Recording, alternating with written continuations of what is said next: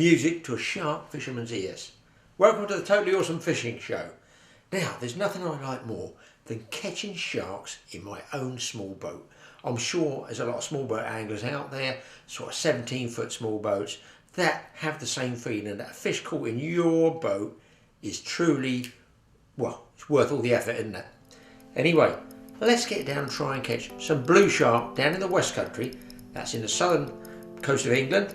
You generally get the blue sharks anywhere from about Sorkham in Devon, let's say basically South Devon, South Cornwall will be a predominant area for the blue shark fishing. Historically, probably more blue sharks caught off the south coast of Devon and Cornwall than anywhere else around the British Isles. That's a fact, because they used to have a club down there out of Lewes in Cornwall where they used to catch thousands of sharks. I know, because in the late 60s and early 70s, I was down there. So let's get out down that southwest coast, see if we can't catch a shark or two, because I tell you what, you can do it on ordinary boat gear. With the small boats, you have to do everything yourself. But boy, is it worth it. Well, yet again to the Totally Awesome Fishing Show. We're out on High Sea Drifter, 17-foot Wilson Flyer, one of the top boats. And with me, this is for sharks, we're fishing incidentally. With me is Wayne Comben. He's also got exactly the same boat in white, and they are good for fishing for everything. Now, we're going to be fishing for sharks, just ordinary regular gear, TLD 25s, to multiply, regular boat gear, a lot of you guys can use. I've got, I think this is a 20-30 pound rod here. We've got some 30-50s out there as well. A long trace, steel trace, we'll show you that in a minute. Well, I'll tell you what, it's here ready to go out. I hate wasting fishing time. We've already got the chum bag out. The chum bag, for those people who want to know, is a mesh bag or a bucket with holes drilled in it, into which you put all the mashed up fish, bran, fish oil, all the secret ingredients all fishermen love. They're in there and they attract the shark to the boat, we hope. I'm going to be using a mackerel, and I'll split it down there like that, just to let some juice out of it. A nice hook about, I guess that one's about an 8-0. It's a 7731 Mustad Sea Demon. I know that because I use it for marlin, and it's a straight one, it's not offset. I've got 600 pound wire there, about 7 feet I suppose, a barrel swivel which I think is about a 4-0 there, crimp both sides, 2, wait for this guys, no it's not heavy duty monofilament, well, it is really, it's strimmer line, and that's what I use, it's just plain strimmer line, cheap and simple, for what's called a rubbing leader. So we set the bait at different depths, could be 20 feet to 100 feet. You stagger the depths out there and you use a float. But I've got a secret float that nobody's seen yet, and they could be stunning, yes. Have a look at my ball, my glitter ball. And there you can see I got this from one of those Poundland shops. It's polystyrene with all little mirror bits around it to flash, and it's going to sit that way in the water. I've tied it onto a swivel. I've got a piece of wire coat hanger going through there to hold it, made a little loop here, swivel, slides up and down, but it comes up against the stop which is down on the reel, and I've tied a big rubber band there so it slides up like this, stops, and then my bait's suspended. And I'm hopefully going to show you, look, I've never used this before, but I've got to give it a go, haven't I? Look at it, unbelievable. I'm sure when that's dancing and sparkling on the surface, it must attract something. Let's get it in the water and see what it looks like. So with the bait going into the water and the glitter ball dancing on the surface, it makes you wonder, is the shark going to come in doing a Viennese waltz, a rumba, a salsa, or maybe, yes, the American smooth. Either way, you can see the flash of that glitter ball as the sunlight catches those mirrors. Well, guys, you've been here 55 minutes. And the top rod up on the canopy's just gone away with one of my glitter balls. I fear we won't see it again because I tied it on with a rubber band as we would do with a balloon. But there is a shark on here. He's unfortunately, I can feel him twisting and rolling up the trace, which is what they do. There's no odds in it, you can't help that. Blues are notorious for twisting and winding their way up the trace, and once they are hanging away, once they get to your main line, your rough skin will go through it. But this feels a reasonable shark. It doesn't feel like a 30-40 pounder. I would think if you had to have an average of sharks in British waters, for the last, I don't know, millennia I guess, the average hasn't really gone up because, let's face it, they've got less fish to eat than ever. So I would think their South Coast blues would be 40, 50 pound average, which is still a nice shark to catch on an ordinary boat here.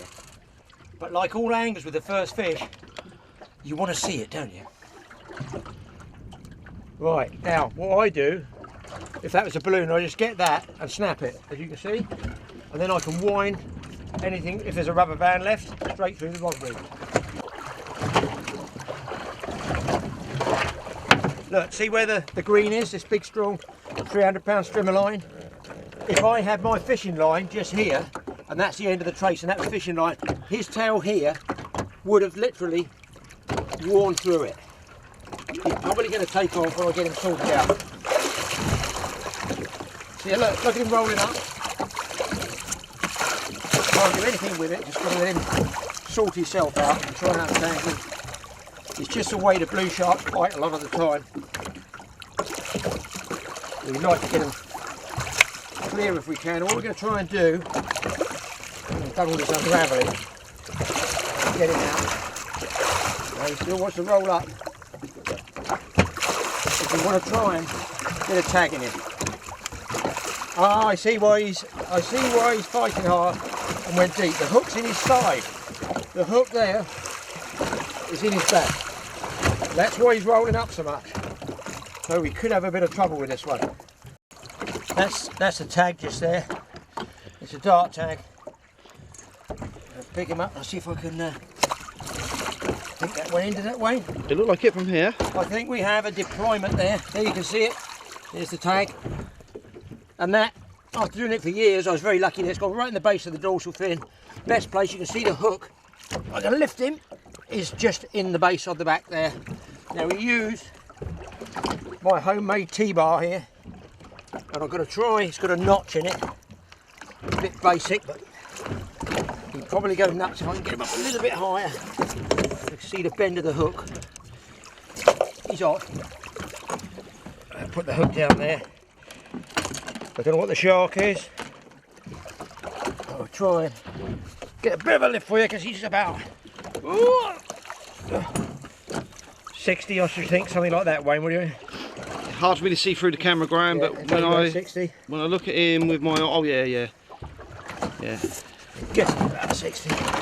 And now we let him go, and he will have no trouble swimming away. Off we go, my boy. And bring back the mirrors off my glitter ball. Well, guys, 15 minutes later, we put another bag out because you're not sure what the weather's going to do. And the thing is with sharking, you never know what's going to happen with the weather. And Wayne's hooked up here.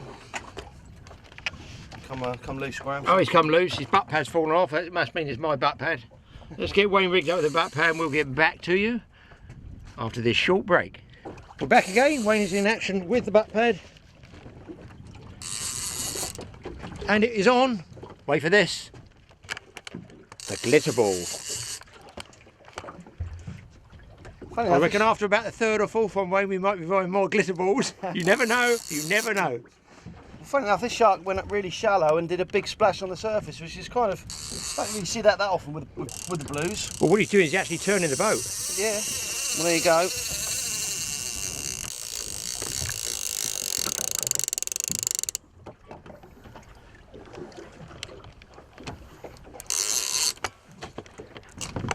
Go round the back, go round the back.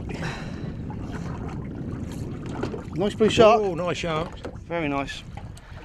Never do it justice in the water. You'll see it bigger if we get it on the boat and tag it, but it's a decent fish. He's going to go again. Here he goes. I say that's the importance there of not having anything wrapped around your hand. When you think a blue's played out, or any shark for that matter, even a smallish one, sort of say 80 pounds, 85, 90 pounds. Don't trust them. No, you think yourself, well, you know, I'm a fairly big bloke. I'll take a wrap of that, I can handle that. Well, you'd be surprised. They suddenly get a rejuvenation and wallop. They can pull you straight over. So don't ever do that unless you're absolutely convinced either you can control the shark yourself. And gloves. Yes, gloves as well, because mono and wire won't do any favours once it pulls tight around your skin.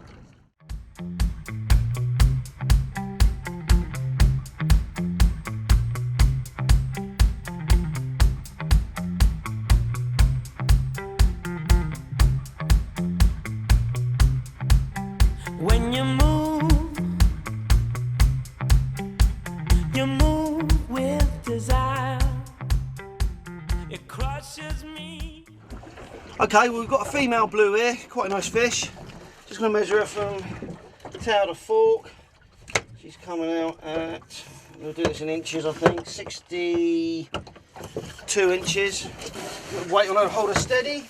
Dark tag, as Graham's mentioned, just by the dorsal fin there. So there we go, dark tag ready to go in, almost. There we have it. Took me 2 shots, but there you go. She's in nicely. And we'll save this fish any sort of grief, and we'll get her straight over. And you'll probably see her go away nicely. Now, this is going to be quite a hard bit because there's a fair bit of dead weight to go over the side. Often it's a good idea to spearhead these sharks into the water so they get the maximum amount of oxygen going over their gills to help them recover. Okay, we're going to freshen the chum bag up now. We never let this chum trail stop. Basically, somebody pull out a chum bag, fill it up. Well, say that takes you 5 minutes. You could have drifted quite a long time in 5 minutes. You've broke that chum trail, you've wasted all that time. So what we've got out is a bag out that's still giving nicely. You can probably see the particles in the water there.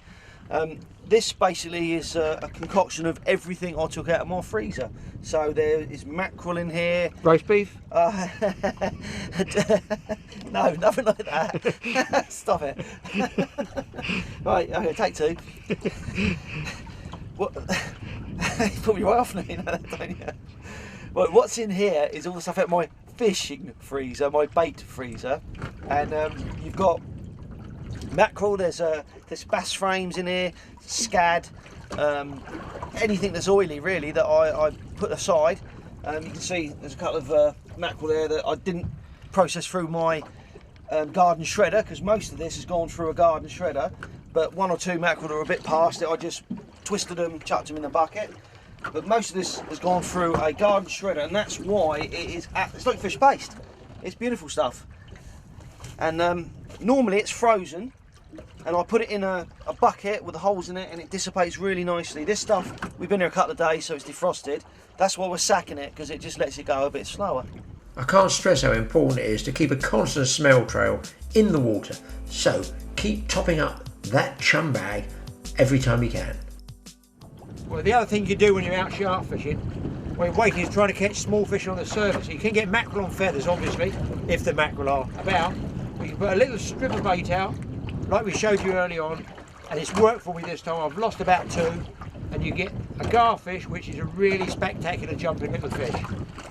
They're not, you know, they're not huge fish. They don't grow very big, but they're very spectacular in their jumps. There we go, look, they call these, there we go, they call these the poor man's marlin. That's the nickname, and this one's just hooked in the beak. Not a bad garfish that one, wait, whoa! There we go, you can see what he looks like. And he stops thrashing around, long silverfish. In there are lots of little pin teeth they grab. Luckily, they can swallow the hook, so you've got to be careful. I take the hook out, just watch their little teeth. See if I can get this hook out without getting bit. The hook's out. These are bits of chum. Now that I don't think is my bait. I think that's a piece of chum he's been feeding on. They got green bones inside. They say they're not good to eat, but I think you can eat them. I've certainly used them for shark bait. But this one, give me a bit of spoil. Back he goes.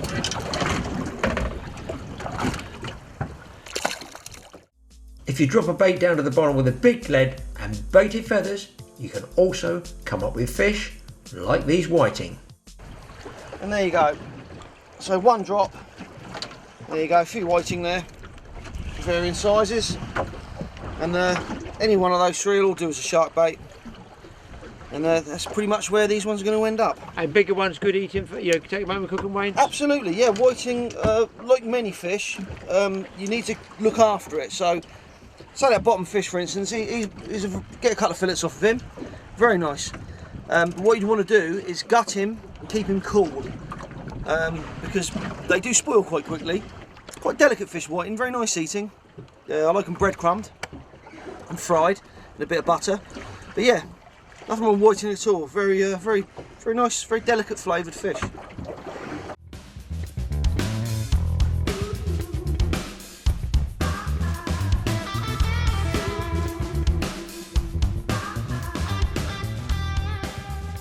Well, it's like a blue shark, but smaller. Here you go, just shows we do get little baby ones as well. And funny enough, these are the ones that they do like to tag because they've got the maximum growth potential. So we've measured him, her I should say, and we're just going to give her a quick tag and release her immediately. We're going to release her now because she's still got loads of life in her, and hopefully she'll come back another day when she's maybe gained a couple of £100.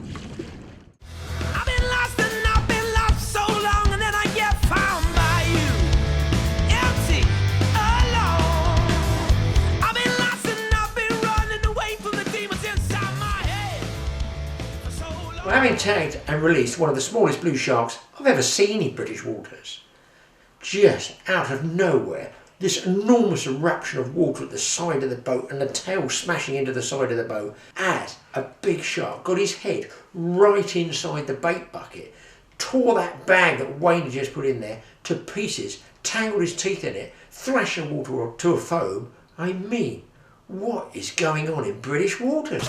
He's going to bite for any second. He's gone. That, guys, is all we've got left.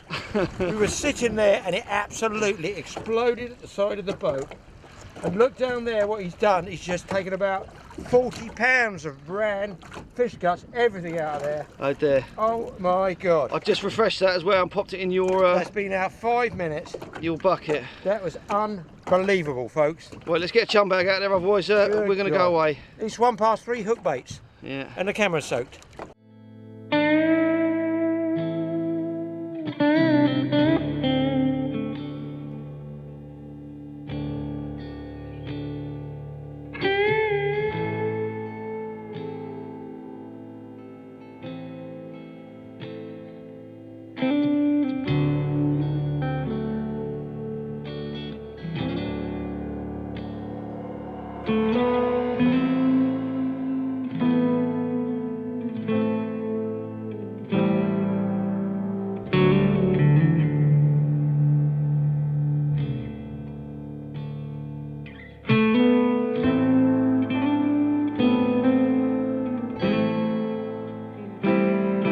Now, if you do fancy tangling with the sharks and doing a bit of solitaire fishing, you can need gloves. Get yourself a good pair of something like yachting gloves, or even gardening gloves will do if they got rubber or leather on them, because when you get hold of the steel trace or even the actual rubbing leader material, you want to get a good grip. Even blue sharks are a powerful fish, and that way you can count the fish as your own, you catch it and unhook it and release it. That's what small boat sharking is all about. Wayne's had another fish, really good one. And this one I just kept as a feedback bait, they call it, in a bucket close here. So you just put a bait with a trace in a bucket, don't put it in the water until you see a shark. And if that shark's bypassed all the others that you got set out there, then you just drop a bait straight to it. And that's what I did, I put it in the holder, gave it a minute or two, shook the bag and got a hook up. Mine might be a long way from seeing it yet. Well, this fish gave me a serious workout, and it's only like a 20-pound rod, 20-30 rod, short stand-up stick. It's a Coniflex, which is discontinued now, so don't write in about them, because unless you can pick a second-hand one up, I don't think they make them anymore. Unless somebody else has bought the mandrels as making them. But they're brilliant rods, nice and flexible. But what I will say, we're miles out to sea here. Well, I'm looking around Dodman Point. You've got to, if you get the chance to get out in a small boat, to me, a shark caught in a small boat on your own, when you've done it all yourself, you've made all your own chum, you've made your own shark traces, you do it all yourself, that is really what it's all about. That's a great fun part of it. The fish has untangled himself, here he comes, right in the slit. Rolled himself beyond belief. But that's why we use that long rubbing leader, and that's what the blue sharks do. They roll up. Just a point of interest, the sharks here have what's called nictitating membranes, which actually cover the eye. So you just got to touch them. You see how sensitive that is. It goes up over the eyeball. Just before they bite or attack anything, they do this, bang. So they can't actually see what they're biting. There we go. That's a nice shark. Let's get him back over the side. Oh. Tags in it, Just slide him back and he will definitely either turn back and bite me or go straight off. Away he goes. Could end up, you know, in Venezuela. I've had one that was caught off the La Guaira bank, Venezuela, over 2,000 miles away. Well, you would with the British weather, wouldn't you? Well, when we go chumming on the Totally Awesome Fishing Show, we do it properly. We might get through 5 of these big tubs of mashed up bran, sand, whatever we can get in there, mashed up fish of any description. But when you're shark fishing, that's what you need if you want to draw them and attract them towards your boat. They hunt by smell, they hunt by scent, and it's only when they get really close they might visually see it. Now here's something dodgy. Wayne's fighting a shark, but the whiting bait has slid right up the line and jammed. That means that a second fish could come along, bite that, and then cut him off. Even more interesting, we found. Look at the second shark swimming around, guys. You can see it. There it is on the right. That's not the one Wayne's fighting. That's another one. There is Wayne's shark, and that's the free swimming one that's hunting. He's probably attracted by all the activity, the other shark that's scrapping away there. Obviously, he's drawn right up to the smell of that chum. You can see the chum in the water, and I'm sure if you put your hand and were washing it away in there in the water, you might get it nipped off, because even a fish of 40, 50, 60 pounds is more than capable of biting your fingers and your hand off. Well guys, we had a fantastic day fishing here. We're running out of bait, we're actually running out of the chum, and that's the main thing. When you run out of chum, you've got big problems. Really, it's sort of not worth shark fishing. But most of our sharks have been caught on mackerel.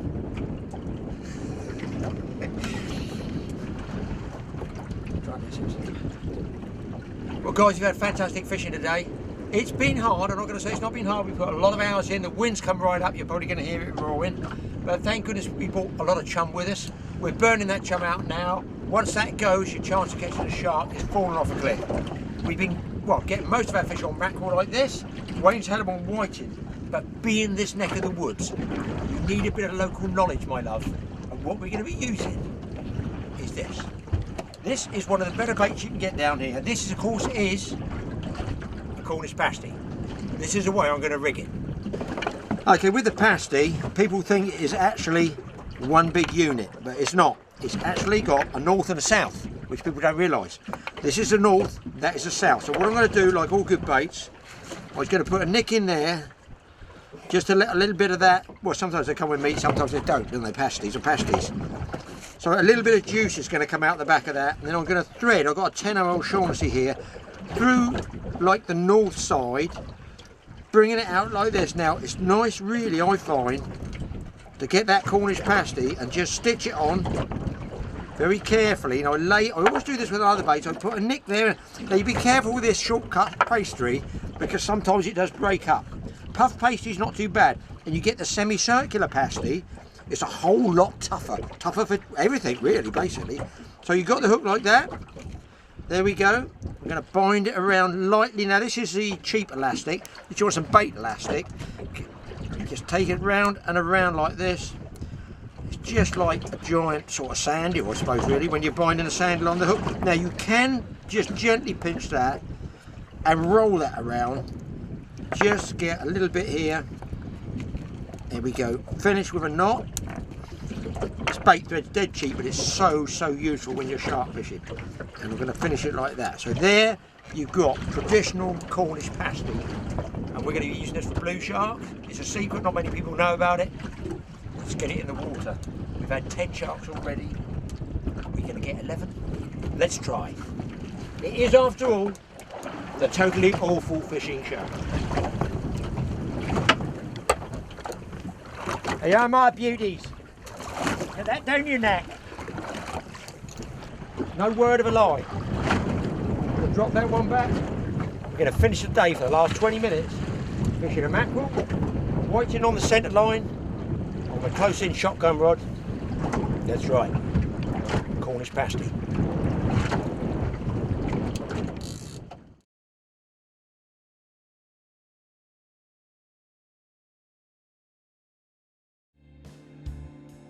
When I'm gone, but I'll be back. searching through this misty haze.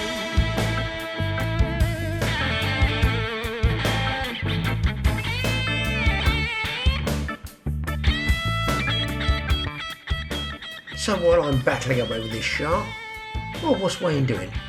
It looks like, yeah, he's going through everything, looking through the packed lunches and see if he can find some more pasties, maybe some mince pies. Well, he won't be using bananas, that's for sure. There could be some currant cakes there. Who knows what you can catch on the Totally Awesome Fishing Show.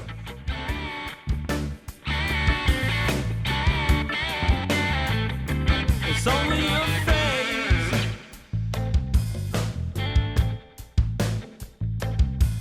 As time ticks on, things come and go in life.